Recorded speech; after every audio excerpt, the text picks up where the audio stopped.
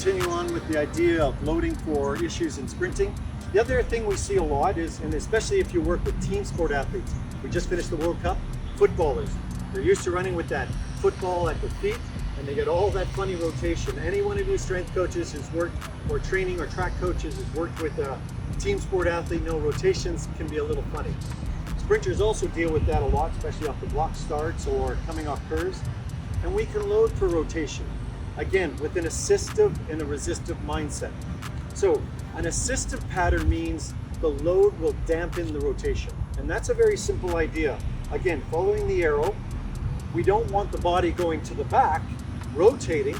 We want the body staying focused. And so we apply the loads on the side of the body, right there. Now, there's a little bit of load to the outside so he feels balanced and not a chunk of weight. But now most of the load is centered right here around his midline, okay? And what that does, it actually centers the body. So that load doesn't want to be pulled to the side. It wants to stay here. And when he runs, he's going to come back and say, okay, I felt stable. I felt like my core wasn't twisting. So an athlete who has trouble feeling good, stable core, this is a good pattern. But ultimately, we're going to have to change the load to the outside to make them work those external rotators against a rip torque to improve the problem themselves. But let's give this one a try, and then I wanted to see how it feels in terms of stability.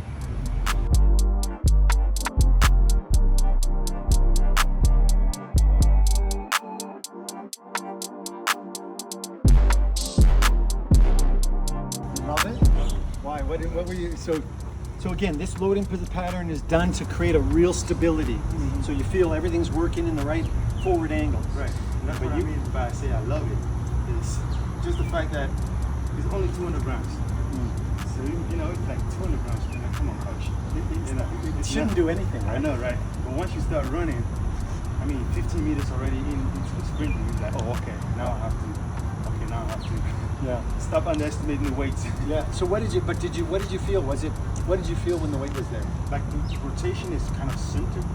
Yes, which is what we're talking about. Right, yeah. It now takes the rotation away a little bit, right, and allows you to sort of stabilize right on your midline. Right. I could see it from behind, mm-hmm. And I think you already have a pretty good core, mm-hmm. But I could see from behind. It was sitting there. The arms were pumping hard, but the core wasn't breaking down. Right. Did you feel that? Mm-hmm. Yeah. All right, so we just did an assistive load, which is an internal loading pattern. I know it sounds complex, but it's pretty simple once you get the kid on. To feel what stability is before you want to start working it. But ultimately, all correction is self-correction. So at some point, we're going to have to work the muscles that control rotation, and that is an external or outside pattern. Now you take a look. I'm taking the loads, and I'm putting that belly, the heavy point, most of the weight to the outside of the body. Turn to the side, with that arm. And it doesn't have to be perfect. Get it there about, around the outside of the body. You can see here now, he's got a chunk of weight on the outside, a little bit here for comfort, but a chunk there. So the moment he drives that arm back, that load is also going to create a momentum. And that's going to rip him here, and it's going to rip him here, and rip him here.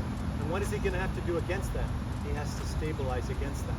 He has to use all the mechanics of his body to keep it straight, because that load is going to work him like a tubing cable going side to side. Let's give this one a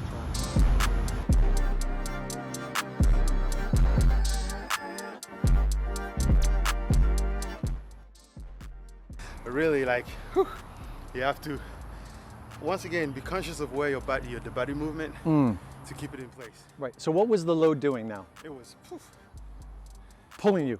Right. Every arm, you could literally feel it. And that's what I meant, because now that load's outside, it's just, now there's two forces working with exogen, okay? And this is really important to understand. There's gravity, which is always pulling you down. We're on a gravity-based planet here, and that's gonna happen. But there's centrifugal force. And that's the other thing that's really cool. And we talk about this a lot with people about being able to attack rotational movements, because all movements rotational. And when you have that load outside there and you start an acceleration, that's going to create that momentum. It's exactly like I said, it starts pulling you, right? Right.